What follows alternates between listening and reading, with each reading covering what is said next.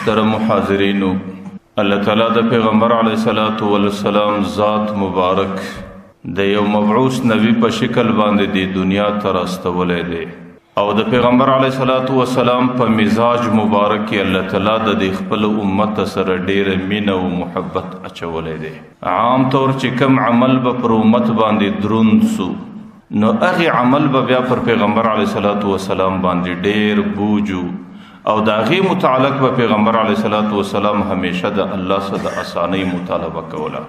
لکه قرآن کریم د دې تذکره کړې ده، پیغمبر علیه الصلاۃ والسلام چې کله رالی نو عزیز علیه ما عنتم، چې کله به یو حکم په امت باندې مشقت راوستی نو هغې حکم به پر پیغمبر علیه السلام ډېر دروند معلومېدی. حریص علیکم، د پیغمبر علیه الصلاۃ والسلام سره به ډېر حرص دا ورسره و چې الله تعالی به زما د امت سره څنګه اساني وکړي.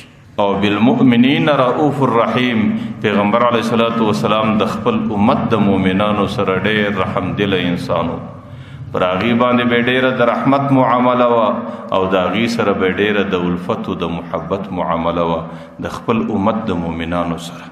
نو پیغمبر علیه الصلاۃ والسلام الله تعالی د امت ته د یو عظیم نبی په شکل راستولی و. د پیغمبر علیه الصلاۃ والسلام په زړه کې چې څومره محبت د دې امت سره و، الله تعالی د دې امت د انسانانو په زړه کې هم د پیغمبر علیه السلام سره دغه شان محبت. لکه د هغې مذاکره الله تعالی قرآن کریم کې کوي، النبی اولا بالمؤمنین من انفسهم، دی امت به دی نبی ته در خپل نفس او در خپل ځان ډیر د قدر په نظر باندې ګوري او در خپل نفس او در خپل ځان به دا نبی دی ته ډیر محبوب او ډیر ګران وي. نو د امت انسانانو بیا در خپل ځان ډیره مینه د دې نبی سره وه، در خپل نفس ډیر الفت او محبت د دې نبی سره و. ځکه د امت انسانانو دا عقیده جوړه وه، د هغې په دې باندې سر خلاصولو چې د دې نبی سره محبت کول په دې سره زما ایمان کمال ته رسیږي، او که زما د دې نبی سره محبت او مینه نه وي نو زما ایمان کمال ته نسي رسېدی. لکه پیغمبر علیه الصلاۃ والسلام د دې مذاکره او ذکر کړی دی، لا یؤمن احدکم حتی اکون احب الیه من والده وولده والناس اجمعین. در هغې وخته پورې زما د امت کې یو سړی کامل مومن جوړېدی نسی چې د هغې زما سره در مور و پلار، د هغې زما سره در اولاد، د هغې زما سره د ټولو امت در انسانانو ډېره مینه او محبت نه وي. ځکه د امت هم دا عقیده وه چې زموږ ایمان که کمال ته رسیږي، ځکه د کامل ایمان مالک ګرځم، زه هلته ګرځم چې زما به د دې نبي سره در هر چا ډېر مینه او محبت دي. دی دنیا کې الله تعالی دوه نعمته، دا عظیم نعمتونه، دا بے بدله نعمتونه پیدا کړي دي. په هغه نعمتو کې اولنی نعمت دا د اسلام نعمت دی چې انسان د مځکې پر مخ باندې هر څومره ګناهګاره زندگی تیره کړي، لیکن چې کله یوه کلمه د اسلام الله تعالی چاته ور نصیب کړي پر هغې ټولو ګناهونو باندې اوبه تیرې سي. که یو سړی 99 کال 100 کاله عمر وي، په هغې کې 99 کاله زندگی دی په کوپر کې تیره کړي، او 99 کاله زندگی دی په شرک کې تیره کړي، او 99 کاله زندگی دی د الله تعالی په دشمنی کې تیره کړي، لیکن پر سلم کال باندې یو ځل الله تعالی د دې کلمې وینا ور نصیب کړه چې لا اله الا الله محمد رسول الله، بیا هغه زندگی هغه 99 کاله زندگی مکمله د صفا سو. بیا چې څومره ګناهونه د دې انسان اساس شوي دي، الله تعالی هغه انسان د دې ټولو ګناهونو څخه محفوظه پیدا کړي. نو ځکه اسلام په نعمتو کې ډېر لوی نعمت دی چې کوم چاته الله تعالی د اسلام راوړلو توفیق ورکړي، چې کوم څوک الله تعالی د مسلمانانو په جمله او په ډله کې شمار کړي. لکه الله تعالی هم دې ته د نعمت په نظر کتلی دي او قرآن کریم کې دې ته د نعمت نوم ورکړی دی، الیوم اکملت لکم دینکم واتممت علیکم نعمتی. ای انسانانو تاسو ته ما دین در کامل کړی او پر تاسو باندې ما خپل نعمت تام او کامل او پوره کړی. هغه نعمت چې شي دی هغه د اسلام نعمت دی. نو ځکه بعضې ګناهونه زموږ بزرګان لیکي چې هغې په انسان سره په زندگی کې کیږي، د ډیرو ګناهونو الله تعالی انسان ته مغفرت کوي، لیکن بعضی ګناهونه داسې خطرناک کوي چې هغه د انسان و خاتمي ته ډیر ضرر رسي، چې په دې ګناه باندې سړی اخته ډیره خطره دی چې د دې سړي خاتمه پر ایمان نشي. په هغه ګناهونو کې یو ګناه دا ده چې سړی په زندگی کې د اسلام په نعمت خوشاله نه وي، چې دی په دې باندې خوشاله نه وي چې الله تعالی زه مسلمان پیدا کړی، او دی په دې باندې خوشاله نه وي چې الله زه د محمد رسول الله په امت کې پیدا کړی. نو دا د اسلام په نعمت نه خوشاله کېدل دا دومره عظیمه ګناه ده چې ډېر ځله د انسان خاتمه هغه د خطرې سره مخامخ کیږي چې داسې نه سړی د دنیا سره د کفر په شکل کې رخصت شي. نو ځکه همیشه دا ویل رضیت بالله ربا وبالاسلام دینا وبمحمد رسولا نبیا، یا الله زه په اسلام دین باندې راضی یم او د محمد په نبوت باندې راضی یم، یا الله ستا په خدایي او په ربوبیت باندې راضی یم چې ته مې رب یې، دین مې اسلام دی او محمد مې نبی دی. او دویم لوی نعمت چې الله تعالی دی انسان دی امت ته ورکړی دی هغه ذات بابرکات د پیغمبر علیه الصلاۃ والسلام دی، چې الله تعالی د دې امت د فاره هغه د نبی په شکل جوړ کړی دی، او د دې امت انسانان الله تعالی د هغې په امتیانو کې شمارلی دي. تاسو ګورئ د دنیا کې الله تعالی انسانانو ته ډېر نعمتونه ورکړي دي. الله تعالی په خپله د هغه نعمتو متعلق دا وایي وان تعدوا نعمت الله لا تحصوها، که تاسو د الله تعالی نعمتونه شمارلی نه سئ. تاسو ګورئ ژبه څومره لوی نعمت دی، د دې قیمت دا ټوله دنیا نه لري. سترګې څومره لوی نعمت دی، که یو سړي ته دا وایي چې ټوله دنیا در کوم، د ټولې دنیا کوره او حکومت در کوم، خو سترګې در څه اخم زما عقیده دا ده که هوښیار یې هغه دا سودا ته نه خوشحاله کېږي. غوږونه څومره لوی نعمت دی، او د انسان دماغ څومره لوی نعمت دی. نو دا ټوله نعمتونه دي، لیکن الله تعالی د یو نعمت مذاکره نه ده کړې. بعضې نعمتونه داسې چې هغه د نعمت ورکوونکي ته هم ډېر خوند ورکوي. په هغه نعمتو کې یو ذات د پیغمبر علیه الصلاۃ والسلام دی چې الله تعالی دستي ذکر کوي، الله تعالی دستي پر انسانانو احسان واچوي چې انسانانو ما ستاسو سره احسان کړی دی چې تاسو ته ما د پیغمبر علیه السلام غوندې نبي درکړی. لکه الله تعالی قرآن کریم کوي لقد من الله علی المؤمنین، الله تعالی پر دې مؤمنانو باندې ډېر لوی احسان کړی دی. اذ بعث فیهم رسولا منهم، چې الله تعالی د دې د جنس څخه یو رسول د دې طرف ته ورستولی دی. هغه رسول څه کوي؟ یتلو علیهم آیاته، د الله تعالی د آسماني کتاب آیاتونه ورته تلاوت کوي. ويعلمهم الكتاب والحکمه، هغې د کتاب او ویزکیهم، الله تعالی د دوی تزکیه او صفایي کوي. او يعلمهم الكتاب والحکمه، الله تعالی دوی ته د دې نبی په ذریعه د کتاب او د حکمت علم ورسوي.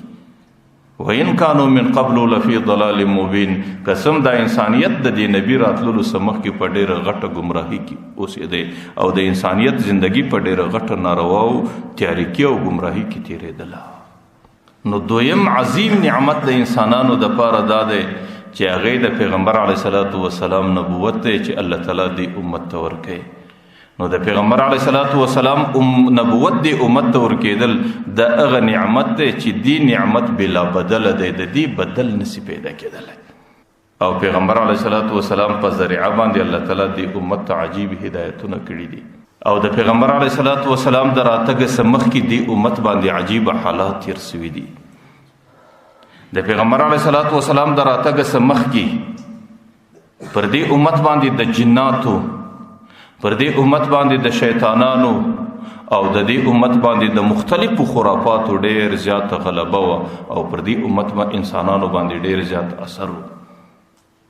تاریخ الخمیس کې لیکلی دي چې کله د پیغمبر علیه الصلاۃ والسلام ذات د دنیا ته رالی، نو الله تعالی جناتو او شیطانانو ته ډېر زیات زجر او توبیخ ورکړي. هغې ډېر وترټل، هغې ډېر ستړي کو، هغې ډېر ذلیله کو، هغې په ورو باندې وسوځل سو، هغې د اسمان د تګ څخه الله تعالی بند کړو.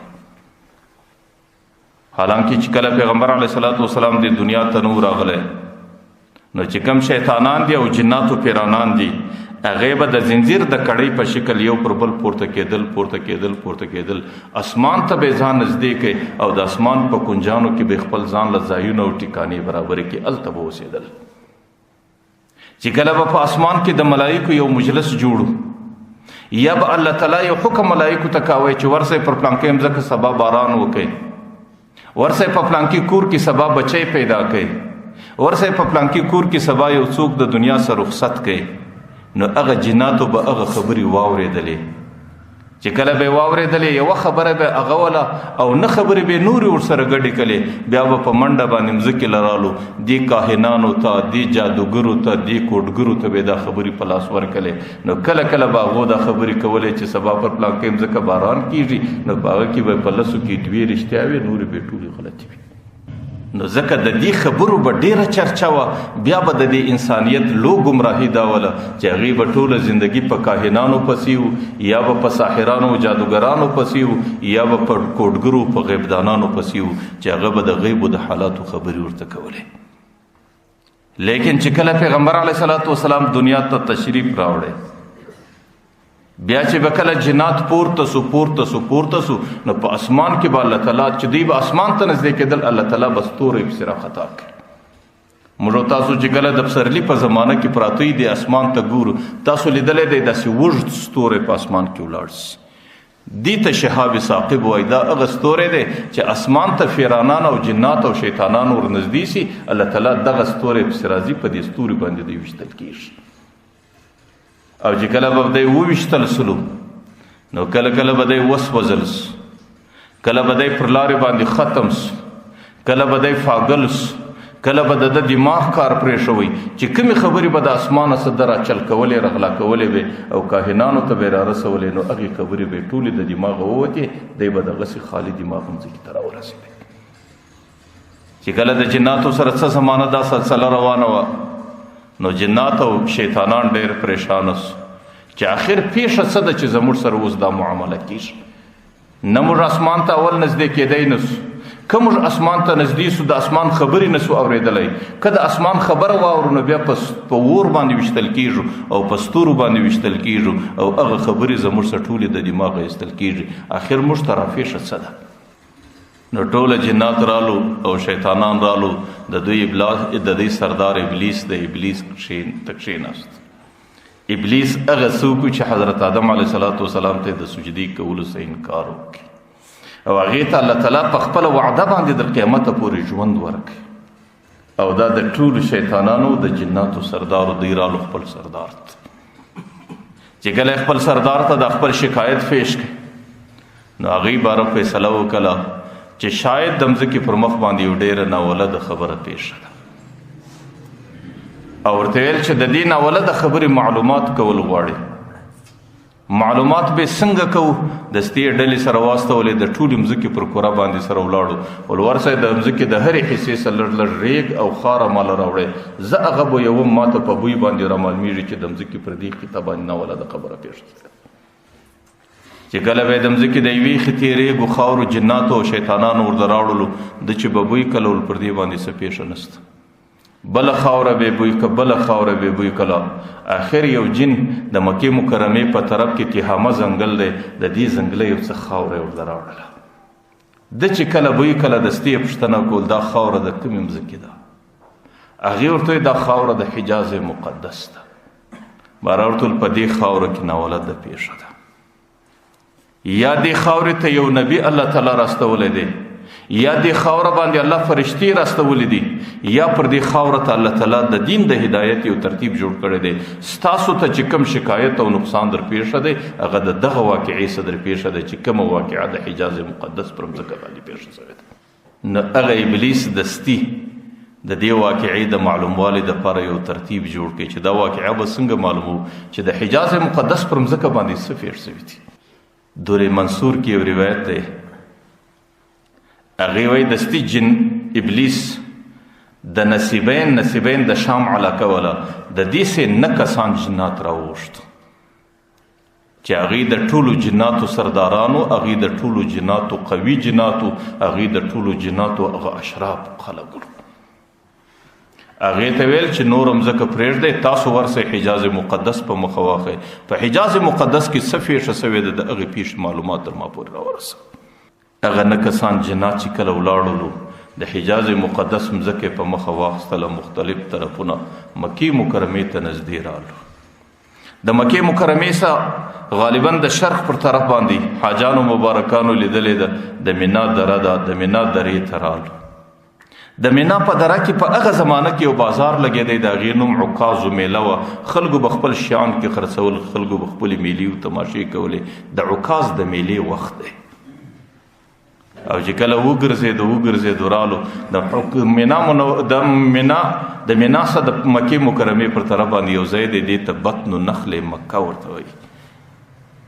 په دې ځای کې د سهار د لمانځه وخت دی، که ګوري یو بزرګ ولاړ دی، هغه د قرآن کریم تلاوت کوي، پر لمانځه باندې ولاړ، او په هغې پسې چند کسان مختصر لږ کسان ولاړ دي، هغې د مقتدیانو په شکل هغه تلاوت اوري. هغه بزرګ څوک و؟ پیغمبر علیه صلات وسلام و، چې هغې دې ځای ته راغلی و، د سهار لمونځ یې کوی. چې کله دوی ودرېدو او چې کله د قرآن کریم سما واورېدل وکړو، او دوی په دماغو کې د قرآن کریم دومره زیات تاثیر رالی، پر هغه ځای باندې دستي دا اقرار وکړي چې دا هغه ناولده پیښه ده چې د کمې پیښې په خاطر زموږ په حالاتو کې بدلون راغلی دی. چې موږ ته څه مشکل را پیښه دی، هغه د دغه پیښې سره پیښه، چې زموږ سردار کومه ناولده پیښې معلومات زموږ څه غوښتی دی، هغه دغه پیښه ده. چونکې یو طرف ته د سهار وخت دی، او د سهار په وخت کې ډېر زیات برکت دی، او بل طرف ته د قرآن کریم تلاوت دی، او دریم طرف ته د پیغمبر علیه صلات وسلام ژبه مبارکه ده. نو د هغې دومره نورانیت دی چې الله تعالی د عرش څخه د یو غشي په شکل باندې د دې جناتو پر زړه باندې ایمان ووهی، هغه جنات پر هغه ځای باندې ټول په اسلام مشرف سو.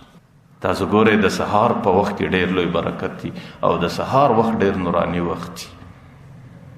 پیغمبر علیه صلات وسلام وایي چې زما امتي هغې کله د سهار لمونځ په جماعت باندې وکړي، بیا د ټولو ورځې د کومو ترتیباتو ذمواري هغې زه په ملایکو باندې اخم، بیا به ملایکې ټوله ورځ د حفاظت کوي.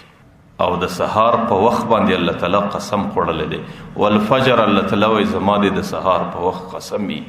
الله تعالی چې کله په یو شي باندې قسم اخلي، د هغې دا مطلب نه چې سړي ته یقین ورکړي. ما او تا خو چې کله قسم اخلو پر دې خبره د سړي یقین راولو، نو ځکه قسم ورته اخلو.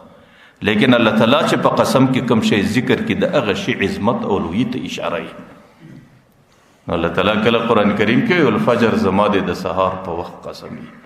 د سهار هغه عظیم وخت دی، دا د ملایکو مجمعي.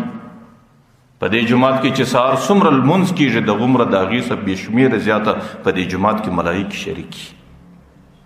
د الله تعالی د ورځې د ذمواریو د ډیوټۍ دپاره خپلې ملایکې ټاکلي دي، د شپې دپاره خپلې ملایکې دي.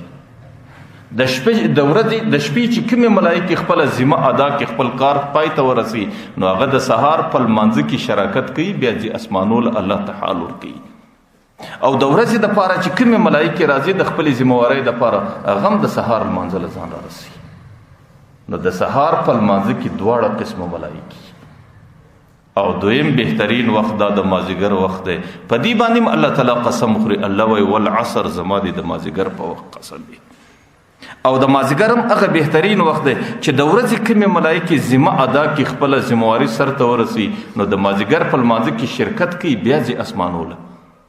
او د شپې د ذموارۍ دپاره چې کومې ملایکې راځي، هغه د مازدیګر جماعت له ځان رارسوي. نو ځکه د مازدیګر وخت مجمع الملایکه وي، چې کله ملایکې د الله تعالی حضور ته ورسي، الله تعالی د یو بنده پوښتنه کوي، هغه بنده د سهار او د مازدیګر په لمانځه کې شریکي، نو ملایکې ورته یا الله چې کله سهار له ورلو هم دی په لمانځه ولاړو، چې مازدیګر رخصتېدو هم دی په لمانځه ولاړو. ځکه دغه دوه لمنځونه دا په لمنځو کې عام طور لمنځونه ضروري، لیکن دې لمنځو کې ډېر لوی برکت دی، د سهار په لمانځه کې، د مازدیګر په لمانځه کې. او روایتو کې راځي چې ملایکې د جماعت په وخت انسانان ګوري، چې کله کم خلک په جماعتونو کې شریک، همیشه لمونځ په جماعت باندې کوي، نو ملایکې پیژني، ځکه ملایکې په جماعتونو کې شریک. بیا چې کله پر دې سړي باندې د زکندن حالت راسي، نو ملایکې د هغې سړي سره د هغه جماعت د مینې او د محبت په خاطر په حالت د زکندن کې ډېره اساني کوي. او چې کله ملایکې د جماعت په لمانځه کې او بنده د جماعت په لمانځه کې ملایکې نه ویني، نو بیا خو هغه ملایکې هغې ته د یو غریب د یو پردي سړي په نظر باندې ګوري او بیا چې کله حالت د زکندن راځي ملایکې د هغې سره یې وزر او وسایي نه کوي بلکې د وسایې بجای د هغې سره سختي کوي. نو هغه جناتو چې کله د پیغمبر علیه صلات وسلام تلاوت اورېدی نو یو طرف ته د سهار مبارک وخت دی، نورانی وخت دی، او دویم طرف ته د قرآن کریم نور دی، او دریم طرف ته د پیغمبر علیه صلات وسلام د خولې مبارکې سره وځي. جنات چې کله ورته ګوري په زرونو نورانی ملایکې دي چې د هرې کلمې ته انتظار کوي چې کومه کلمه د پیغمبر علیه السلام د خولې سره وځي دی حملې ورباندې کوي، هغه د الله عرش ته دستي رسي. نو دې کیفیت د جناتو پر زړه باندې ډېر لوی اثر وکړي. نو په اول رکعت کې جنات ورته ګوري دا د ابلیس مخبرین دي چې ابلیس ته به خبر ورسوي، لیکن دویم رکعت چې پیغمبر علیه صلات وسلام کوي هغه ټوله د اسلام داعین دي، ټول په اسلام باندې مشرف دي، بیا د پیغمبر علیه صلات وسلام د دین قاصدین دي. لکه د دې مذاکره الله تعالی قرآن کریم کې کړې ده، قل اوحی الی انه استمع نفر من الجن. ای پیغمبر ته د خپل امت ووایه الله تعالی ما ته وحی راکړی دي، الله ما ته خبر راکړی دی چې زما قرآن کریم څو کسانو جناتو واورېدی. فقالوا انا سمعنا قرانا عجبا. د دستی په خپل مابین کې سره ویل چې دا خو ډیر ناوله د قرآن دی او دا ډیر ناوله د تلاوت دی چې کیږي. او دستی یهدی الی الرشد فآمنا به، دی دستی د هدایت طرف ته روان کول، دا قرآن کو سړی هدایت ته رابولي، فآمنا به دی دستی پر غځی پر قرآن ایمان راوړي. چې کله د لمانځه څخه فارغ شو د پیغمبر علیه صلات وسلام پر لاس کلمه وویله هغه جنات. او پیغمبر علیه صلات وسلام د قرآن کریم د ډېر تأثر په وجه باندې هغې دستي د پیغمبر علیه صلات وسلام ټولو خبرو ته غاړه کښېښوله او پیغمبر علیه صلات وسلام دستي هغې د دین د معاونت دپاره استعمال کړو. هغه جناتو انتخاب یې د دې دپاره وکړي چې ورسئ د جناتو خپل قوم ته د اسلام او د قرآن دعوت و پیغام ورسوئ. زغه جناتو صرف د پیغمبر علیه صلات وسلام د قرآن په اورېدلو باندې ایمان راوړی. پیغمبر علیه صلات وسلام ته الله تعالی دوی معجزې روحاني ورکړي دي چې کله به په یو چا کې لږ زنده دل او ژوندی زړه به د هغې روحاني معجزې د لیدلو اورېدلو په خاطر دستي په اسلام مشرف کېدی. د هغې مخکینی اولنی روحاني معجزه هغه د پیغمبر علیه صلات وسلام نورانی جبین او نورانی تندی و چې کوم چاته به الله تعالی ژوندی زړه ورکړی و چې نظر به د پیغمبر علیه صلات وسلام د نورانی تندي باندې ولګېدی، بې اختیاره به یې در خوله دا کلمه وتله چې لا اله الا الله محمد رسول الله. ځکه هغې کې الله تعالی عجیب نور ورېښی و. د هغې د نورانیت درک هغه چاته لګېدی چې کوم څوک د پیغمبر علیه السلام د کور انسانانو، ځکه عرب وایي صاحب البیت ادرا بما فيه، د کور مالک د خپل کور په حالاتو ډېر خبرې. حضرت عایشې مبارکې چې به کله د پیغمبر ذکر کوی هغې به ډېر ځل ویل ولنا شمس وللآفاق شمس، الله ما ته یو لمر را کړی دی، یوې اسمانو ته ورکړی دی. والفشمس خیر من شمس السما، زما لمر الله تعالی د اسمانو د لمر ډېر خیر او افضل پیدا کړی دی. بیا به ویل فشمس السماء تطلع بعد الفجر، او د اسمانو لمر خو د سهار څخه وروسته راخیږي. وشمس تطلع بعد العشاء، تاسو راسئ زما په کور کې چې د ماخستنه څخه وروسته زما د لمر کومې شغلې پورته کیږي، تاسو هغه وګورئ. پیغمبر علیه صلات وسلام ماښام د لمانځه بعد، ماخستن د لمانځه بعد کور ته رالی، حجرې ته رالی. د مسکنت کور دی، کور کې څراغ نسته، تیل نسته. د حضرت عایشې مبارکې ستن ورکه ده او په دې نیت باندې د ستنې تلاش کوي، تیاره ده چې د پیغمبر علیه صلات وسلام یا د یو بل انسان په پښه باندې جګه نسي، تکلیف ونه رسي. پیغمبر علیه صلات وسلام حضرت عایشې مبارکې ته وایي په څه پسې ګرځئ؟ ورته یې د الله رسول ستن راسه ورکه ده، تیاره ده. پیغمبر علیه صلات وسلام د خپل مخ داسې ورته نسي، د پیغمبر علیه السلام د مخ په رڼا کې حضرت عایشه هغه ستن پیدا کوي. نو ما درته ویل د پیغمبر علیه صلات وسلام یوه روحاني عظیمه معجزه د پیغمبر نوراني جبینو چې کوم چا به ولیدی چې کوم چاته الله تعالی د صداقت زړه ورکړی و هغې دستي کلمه ویلی سوه. حضرت عبدالله ابن سلام د یهودو عالم چې کله پیغمبر علیه صلات وسلام د هجرت په شکل مدینې منورې ته راغلی، نو عبدالله ابن سلام د پیغمبر علیه السلام زیارت ته راغلی او ډېر دانا سړی ډېر هوښیار سړی او ډېر کامل فراست والا انسان و چې انسانان یې ډېر پېژندل چې کله راغلی د پیغمبر علیه السلام باندې څو کسان راټول دي پیغمبر علیه الصلاة والسلام هغه خلکو ته دا وایي یا ایها الناس افشوا السلام ای خلکو انسانانو ته سلام ډېر وایست واطعموا الطعام مسکینانو ته نفقه ډېره ورکوئ او وصلوا والناس نیام تاسو لمنځونه کوئ په داسې حال کې چې ټول خلک بدی د شپې لمنځونه کوئ نو تدخلون الجنة بسلام الله تعالی به په ډېره سلامتیا کې جنتونه ورولي ورته افشوا السلام د انسانیت سره محبت کوئ اطعموا الطعام د انسانیت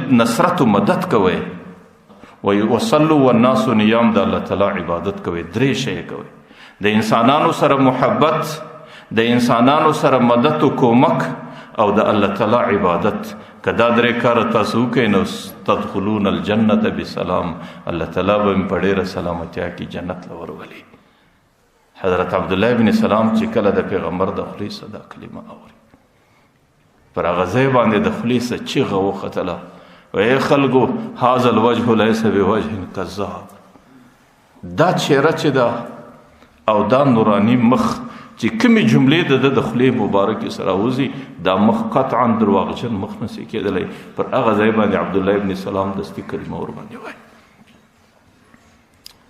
د پیغمبر علیه السلام سره یوه روحاني معجزه هغه د پیغمبر روښانه جبین او روښانه تندی و چې چا به ولیدی او دویمه روحاني معجزه د پیغمبر علیه السلام هغه چې به د قرآن څو آیاتونه چا د مبارکې ژبې څه واورېدل چې په کوم چا کې به صادق زړه هغه به پر هغه ځای باندې دستي په اسلام مشرف کېدی لکه هغه جناتو د پیغمبر علیه الصلاة والسلام د خولې څخه څو مبارک آیاتونه واورېدل پر هغه ځای باندې ټول په اسلام مشرف شو ولید ابن مغیره دا د پیغمبر علیه الصلاة والسلام په ډېرو سختو دشمنانو کې و مکه مکرمه کې او د خپل قوم سردارو پیغمبر علیه الصلاة والسلام په مکه مکرمه کې صحابو ته د قرآن تلاوت کوي یو ورځ قوم ورواستوي ولید ابن مغیره ډېر مدبر انسان په خپل قوم او ډېر هوښیار سړی نو ولید ابن مغیره ته قوم ولته ورڅه معلومات یې وکړه دا سړی څه وایي د دې خبرې څه خبرې دي دا څنګه تلاوت دی دا د چیش تلاوت دی ولید ابن مغیره چې راغلی پیغمبر علیه الصلاة والسلام ته ناست دی په پای کې پیغمبر علیه السلام د قرآن یو آیات تلاوت کوي بس دی پر هغه ځای د څه ویلو بغیر ولاړ چې کله خپل قوم ته راغلی ای قومه زه په اشعارو باندې ډېر پوهېږم په الله قسم په رب د کعبې قسم چې دا کلام اشعار نه و دی کې چې کم لذت و دی کې چې کم روحانیت و په دی کې چې کم نورانیت و ما د دنیا په کلامونو کې په بل کلام کې نه دی لیدلی ورته ای قومه دا د غالبېدونکی کلام دی دا به یو ورځ غالبه کېږي دا کلام د مغلوبه خلکو کلام نه دی چې هغې خلک به مغلوبه وي چې دا کلام د چا په نصیب کړي ما درته ویل چې کم چا د پیغمبر علیه الصلاة والسلام څخه کلام واورېدی دام د پیغمبر د صداقت ډېره لویه معجزه وه د اسلام په ابتدا کې چې کله قریشو ډېره سختي د پیغمبر علیه السلام سره کوله د پیغمبر علیه الصلاة والسلام چند کسان د مدینې منورې د هجرت څخه مخکې حبشې ته واستول د حبشې بادشاه نجاشي و په هغې کې مشر حضرت جعفر تیار د حضرت علی رضی الله عنه ورور او پیغمبر علیه السلام ته ډېر ګرانو بیا په غزوه موته کې په اردن کې شهید شو حضرت جعفر رضی الله عنه چې د خپلو ملګرو سره څو شپې په حبشه کې تېرې کې د مکی قریشو د ستیب د یو وفد ورپسې واستوئ ورسئ د حبشې د بادشاه سره ملاقات وکړئ هغې ته وایي چې دا زموږ د قومو څخه تښتېدلي خلک د خپل ملک وباسه چې برته موږ ته راسي د قریشو وفد چې کله راغلی د حبشې د بادشاه سره ملاقات وکړئ د حبشې بادشاه دستي ورته ویل چې دغه خلک چې د هجرت په شکل راغلي دي دا ما ته را پیدا کړي چې کله هغه مهاجر صحابه پیدا کړو په هغې کې مشر حضرت جعفر رضی الله عنه دی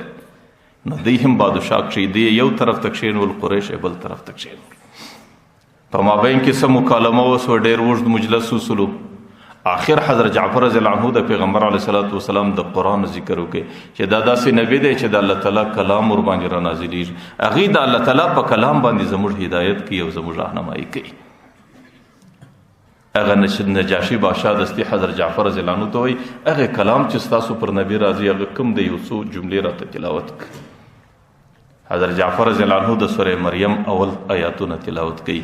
کاف ها یا عین صاد ذکر رحمت ربک عبده زکریا. دا سورۃ نجاشی چې کله د آیاتونه اوري یو غلبه ور باندې راځي، په داسې حیرت کې تللی دی چې اخر بېهوشۍ ته ورسېدی.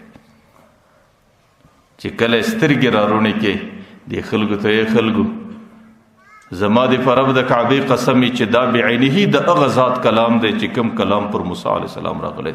د دیو د موسی علیه السلام د کلام په مابین کې فرق نشته.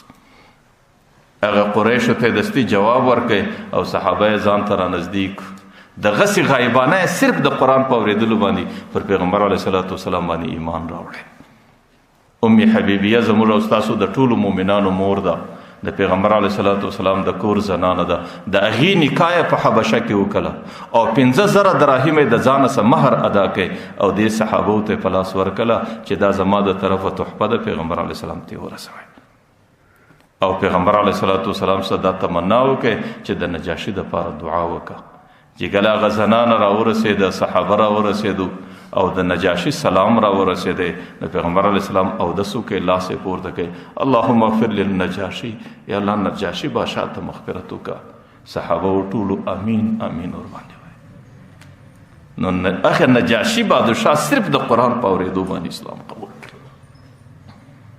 جبیر ابن مطعم یو صحابي دی، هغه وایي زه په دې وخت کې مسلمان نه وم چې کله د بدر غزا وسو نو زموږ ډېر ملګري په بدر کې د پیغمبر علیه السلام سره قیدیانو، او زه په دې نیت باندې ورغلم چې د خپلو قیدیانو به سپارش وکړم که چیرې پیغمبر علیه السلام رایله. زه چې د غزوه بدر په 2مه ورځ باندې رالم، پیغمبر علیه السلام تر دې وخته پورې د بدر په میدان کې دی. زه چې راورسېدم اتفاقا پیغمبر علیه السلام د ماښام پر لمانځه باندې ولاړ دی، صحابه ورپسې ولاړ دي. پیغمبر علیه السلام دا آیات تلاوت کوي، ان عذاب ربک لواقع ما له من دافع. چې کله پیغمبر علیه السلام د دې آیات تلاوت کوي، د قسم اخی چې زما پر دې سینه او پر دې زړه باندې د هغې دومره اثر رالی چې زه قریب دی ته وم چې بېخوده پر دې مځکه باندې ګزار سم. ځکه پیغمبر علیه السلام ته الله تعالی عجیب معجزات ورکړي. نو جناتو چې کله د سهار لمانځله رالو او د پیغمبر علیه السلام قرات په بطن نخل مکه کې واورېدی، نو هغه جناتو پر هغه ځای باندې په اسلام باندې مشرف. او پیغمبر علیه السلام د هغې د خپل قوم دپاره د داعینو په شکل مقرر کړو چې تاسو ورسئ خپل قوم ته دعوتونه ورکوئ. بیا هغې قوم راځي د داعینو په شکل. د الله تعالی عجیبه فیصلې دي. حضرت موسی علیه السلام د مدینه سره راځي مصر ته، په لاره کې د غره له د اور په طلب کې ورځي چې زه به خپلې زنانې د اسانۍ دپاره اور راوړم، لیکن د اور په تلش کې الله تعالی نبوت ورکوي، واپس نبي راځي. هغه جنات د پیغمبر علیه السلام حضور ته د مخبرۍ په نیت باندې راځي چې خپل سردار ته به د دې مخبري کو او د خبر ورکو، لیکن الله تعالی صفت د داعینو کوي، په اسلام مشرف کوي او د قوم د جناتو دپاره د داعینو په شکل باندې روانیږي. د پیغمبر علیه السلام څخه مخکې جاهلیت کې ما درته ویل د جناتو به ډېر زیات تصرف. غالبا مسند دارمي کې یو روایت راځي چې جنات به د دې انسانانو په د دې بوتانو په نسو کې کښېنستل، د هغې په جسدو کې به کښېنستل او بیا به د دې بوتانو د خولې څخه انسانانو ته آواز ورکوئ او هغه انسان یار د جاهلیت دورو بیا چې به کله د بت آواز واورېدی نو هغې به په ګمراهۍ کې در انتها ځان رسوئ. بیا به د هغې پر دې بت باندې دومره مینه وه، د دې بت ته به یې دومره محبت و چې بیا به یې شپه و ورځ د بت د سجدې څخه سر نه پورته کوئ. ما درته ویل روایتو کې راځي مکه مکرمې په اطرافو کې د جاهلیت په دور کې یو سړی دی، د هغې نوم دی ذباب. چونکې عرب دی، د سارا سړی دی، اعراب سارایان خلک وو، هغې به د دې ښکارو د دې ترتیبو سره ډېره مینه وله، نو هغې د ښکاره سره ډېره مینه ده. د هغې یو بت دی چې همیشه دی سجدو ورته کوي، د بت نوم یې دی قراس. لکه کله چې موږ او تاسو په یو حاجت پسې ځو نو مسجد له راسو 2 رکعته لمونځ وکړو، یا الله پلانکی سفر مې دی، پلانکی حاجت مې دی، تیره ته اسانه کړه. دوی به بیا د خپلو حاجتونو متعلق د بوتانو څخه دغسې غوښتنې کولې. یو ورځ د ښکار په سفر باندې وځي، چې کله په ښکار په سفر باندې وځي یو حیوان یې پیدا کړی دی، هغه یې راوستی دې بت په پښو کې ور حلال کړي. چې کله یې ور حلال کړي د هغې وینه پر دې بت باندې توکله د نظر په شکل، او د هغه څه وروسته یې دې بت ته سجده وکړه. د سجدې څخه وروسته په تعظیم باندې داسې ورته ودرېدی ما راورته ګوره ته زما معبود یې ته زما خدای یې ته د هر شي مالک یې ته د هر شي متصرف یې او زما ستاسو دا غوښتنه ده چې ته ماته د ښکار یو څه لار اسانه کړه د هغه بد ظالم په وجود کې دننه په نس کې شیطان ناست دی او جن ناست دی هغه شیطان او جن د بد په خوله باندې وده ته ګویاس ورته سړی د دې خیمې وشاته یو حیوان د ښکار ولاړ دی او هغه ستا په انتظار کې دی ورسه هغه حیوان د ځانه سره ملګری کا هغه حیوان وپاله هغه حیوان به همیشه تا ته په ښکار کولو کې اساني جوړه کړي هغه سړي چې کله د بد تخلیصه دا خبره واورېدله نو هغه سړی دستي رالی د خیمې شاله که ګوري یقینا هم د خیمې وشاته یو تور د ښکار حیوان ولاړ دی چې په هغه سره د ښکار تازي دی په هغې سره د ښکار کوي او هغې د خپلې لکۍ په ښورولو باندې ده ته متابعت ښکاره کوي د دستي هغه در غاړه ونیوی راوستې خیمې د هغې په وجود باندې ډېر خوشحاله دی پر هغه حیوان باندې نوم کښېښوی د حیاز د ده نوم دی ذباب د بت نوم یې دی قراز او د دې حیوان نوم یې دی حیاز چې کله حیوان د ځانه سره روا کړي چې هر ځنګله له ورځي چې کم د ځنګله هغه بهترین حیوان دی هغه حیوان هغه ورته ښکار کوي ورله رارسوي او دویم په هغه حیوان کې دا کمال دی چې هغه حیوان یې وژني هم نه ژوندی راورسي چې راورسي دی دستي د نظر په شکل د خپل بت په پښو کې ورحلال کړي او د هغې غوښه د مکې او د اطرافو خلکو ته ورکوي او د دنیا خلک را روان دي د ده په کور کې میلمستیا جوړوي په لږ زمانه کې سړی خپل مقصد او خپل مراد ته او ډېر غټ نامو شهرت ته ورسېدی چې کله د هغه سړي ترتیب دا روان دی دې وخت کې مکه مکرمه کې الله تعالی پیغمبر علیه صلات وسلام ته وجود ورکړي چې کله پیغمبر علیه صلات وسلام د دنیا ته مبعوث د هغې سړي کور ته میلمانه راځي د غوښو د ښکار غوښې خوري یو ورځ په دې میلمنو کې یو سړی رالی هغه سړي په دې میلمنو کې برای یو مجلس شروع کړي هغه مجلس یې د پیغمبر علیه صلات وسلام هغې راواخیستی چې مکه مکرمه کې الله تعالی یو نبی پیدا کړی دی او هغه نبی سهار او ماښام د الله تعالی د خبرو تلاوت انسانانو ته کوي او د هغې نبی یو څه مناقب یو څه صفات یو څه خصایل بیان کړو چې کله دی نو هغه حیوان چې د ښکار حیوان دی او هغه سړي په هغې باندې ښکار کړی دی هغه حیوان د ټولو انسانانو څه زیات خبرو ته متوجه دی چې کله مجلس ختم سلو خلک ځله ولاړلو هغه سړي هغه خپل حیوان د ښکار په طرف باندې ځنګله لبوتی چې کله د ښکار دپاره حیوان ځنګله لبوتی چې په کم ښکار پسې وریاله کې هغه حیوان د کار نه دی په ټوله ورځ کې یو ښکار نه ورله ونیوی هغه حیوان نه ښکار کوي نه بل څه کوي نه بل څه کوي هغه حیوان بس داسې په بېهوشۍ په حالت کې دی د مدهوشۍ په حالت کې دی هغه حیوان په هېڅ باندې نه پوهېږي هغه سړي د خپل حیوان ته متوجه ورته یې حیازه په تا باندې څه وس دې وخت کې د الله تعالی یو غیبي فرشته راله هر څوک چې رالی هغې به راواز پر وکړی ورته یې سړی دې حیاز داسې ناولده خبره اورېدلې ده که هغه خبره ستا په غوږو کې درسي او ته په دې باندې پوه سې دا حیوان به په خپله معذوره وبولي بیا به ښکار ته نه بوسي چې کله هغه خبره وسوله نو هغه سړي دا خپل حیوان هغه کور ته را روان کړي پر لارې باندې راځي کور ته چې کله پر لارې باندې راځي نو مخ ته یې دوه کسان چې هغه ډېر طویل القامته انسانان دي چې د هغې شکل داسې ده هیکل په شکل دی چې غټ در خپل حد در حد د هغې غټوالی نصیب دی یو پر بقرې وحشي باندې سپور دی یو پر حمارې وحشي باندې سپور دی هغې په مخ ورله را روان دي د هغې د شا یو حبشي غلام دی د هغې غلام د ښکار یو تور حیوان په لاس کې نیولی دی چې کله هغه خلک د ده سره تېرېږي نو هغه انسانانو باره د ده پر سپي باندې ناره کړه والحیازه محمد رسول الله دنیا ته راغلی دی او د دین د غوړېدلو ترتیب روان دی او د اطرافو د عالمه څه انسانان ورله را روان دي او هر څوک نیکبخته خپلو قومونو ته د دین پیغام رسي چې کله دا خبره هغه انسانانو دا د ده حیوان ته وکړه نو د دې سړي بدن په خپله بلګ واخیستی وبېرېدی هغه حیاز حیوان سر زړولی دی هغه خبرې ډېرې په غور باندې واورېدلې چې کله په غور باندې واورېدلې ماښام یې کور ته راوستی خپل حیوان کور کې چې لږ ساتکی بیت شوی دی چې سترګې راوړونې کې د دوه حیوانانو سره غږ دی سترګې پر باندې ولګېدې. یو هغه تور حیوان دی چې د هغه حبشي غلام په لاس کې ولو چې هغې په هغه حیوانان والا کسانو پسې یو د حیوان دی دا سره ولاړ دي. د چې سترګې ور باندې را روڼې کړې هغه د پردي حیوان خبره پرېښوله. ماره ورته اوس د کور مالک راویښ سو. د چې د دې خبره واورېدله ځان یې واچه، ځان یې پر خوب واچوی او سوڼهار یې شروع کړي. چې کله یې سوڼهار یې شروع کړي هغه د خپل کور حیوان هغه رالی د ده یې ښه نګراني وکړله.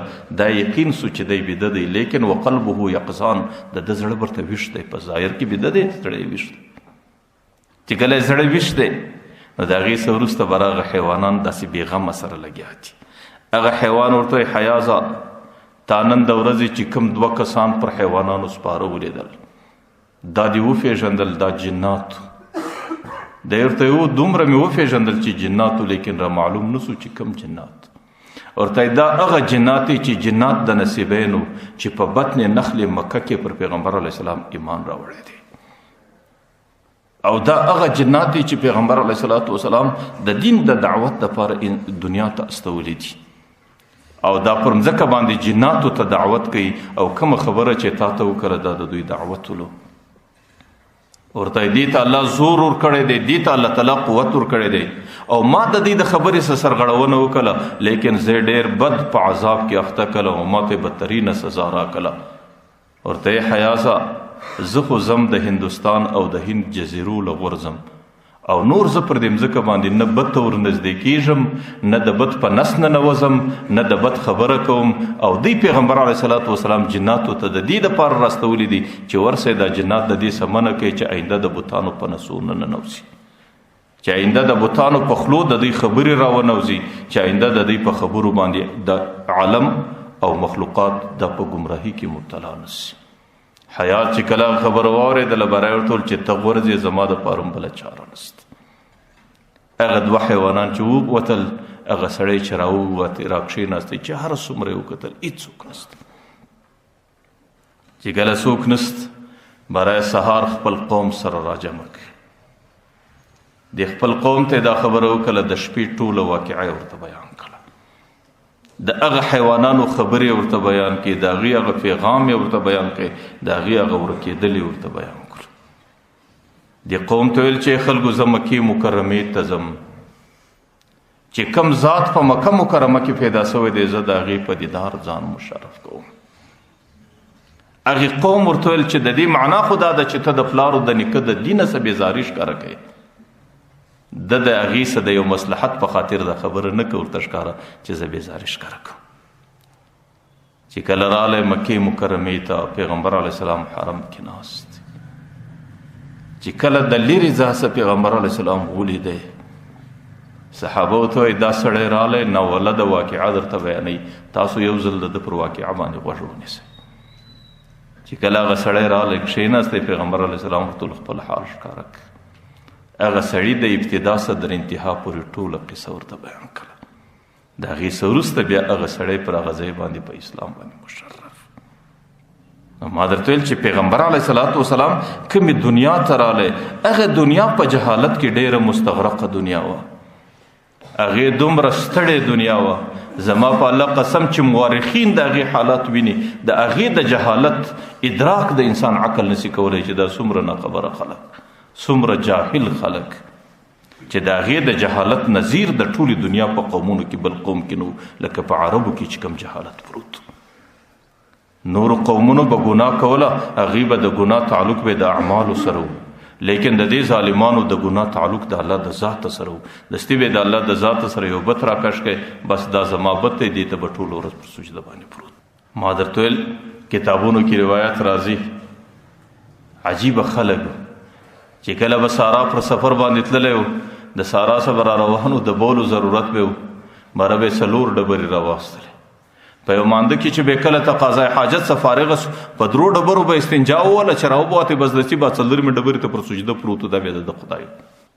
نو د هغې زندګي په داسې جهالت کې تېرېدله.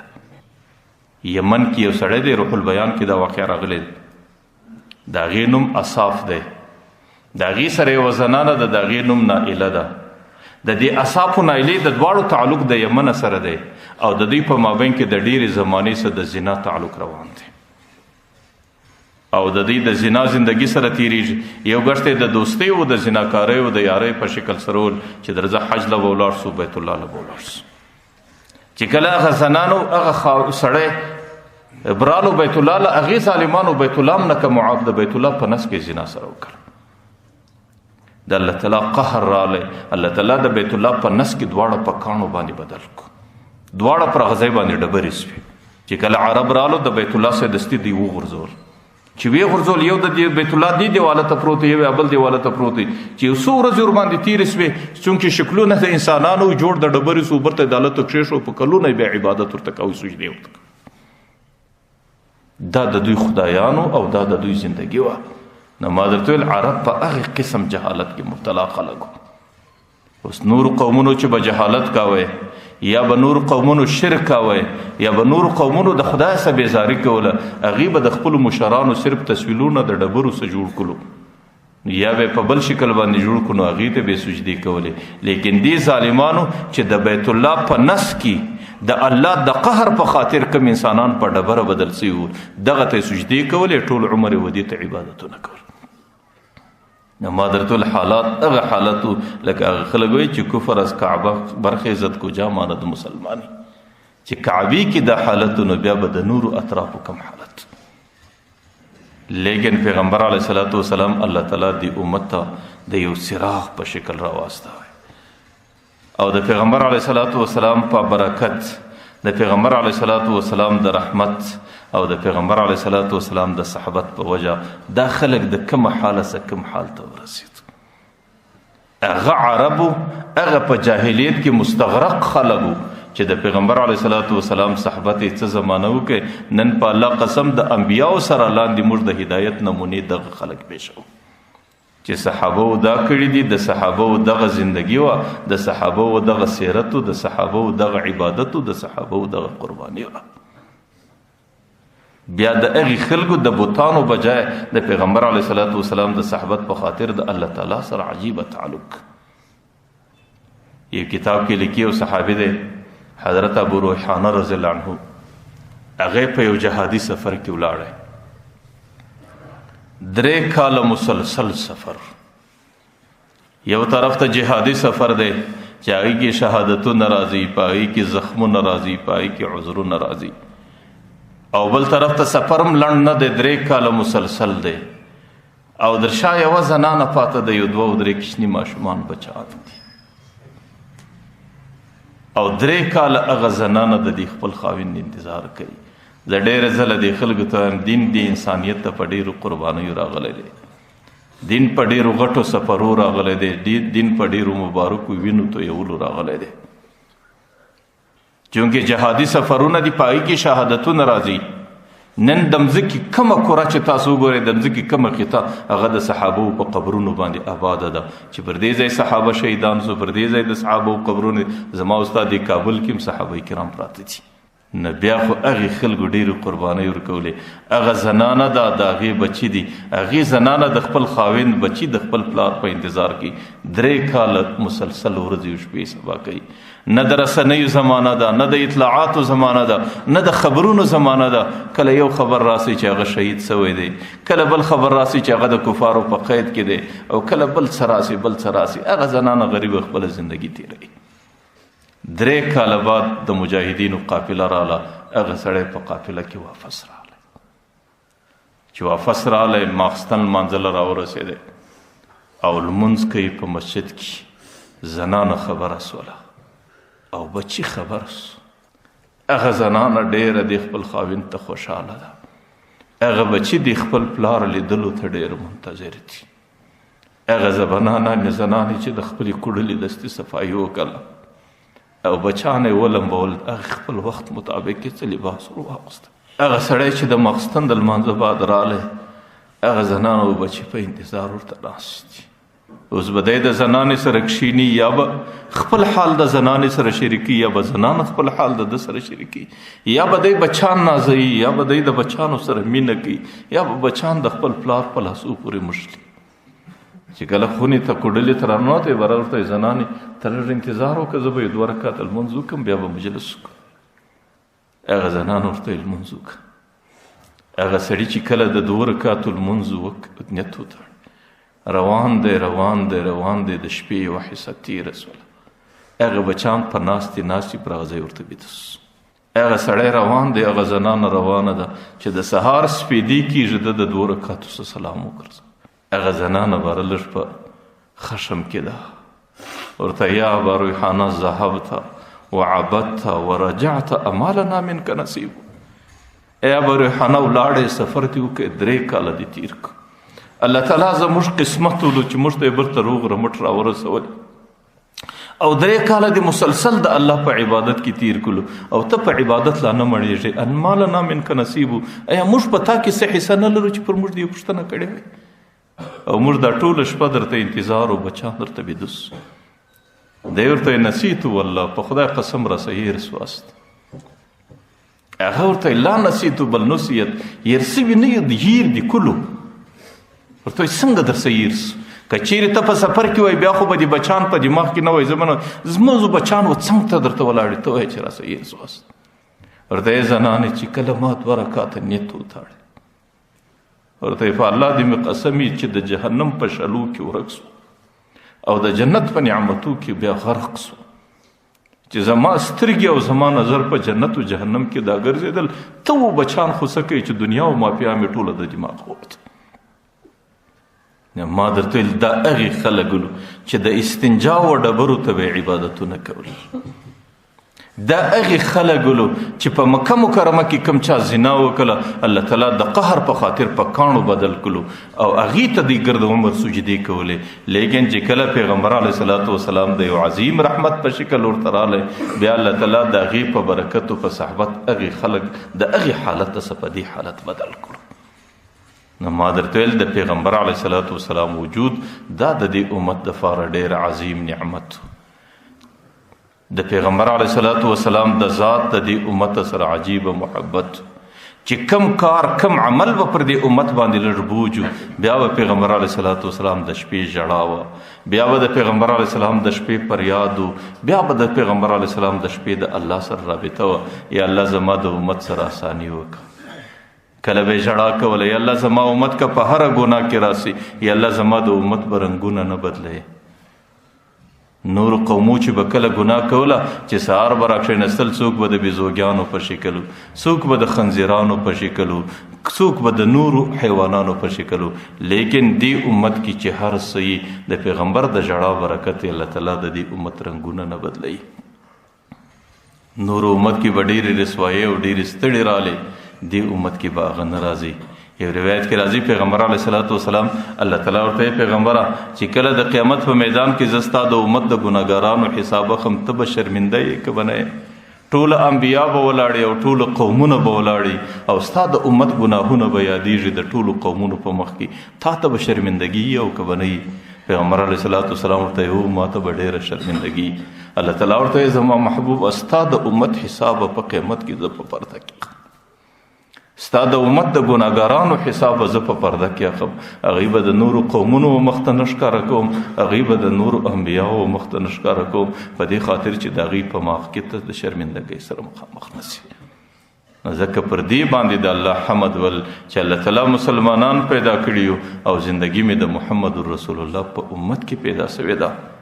پر دې باندې د الله حمد ویل او پر دې باندې د الله شکر ادا کول او پر دې باندې خپل رب ته متوجه کېدل. الله تعالی دې دا څو خبرې قبول کړي. واخر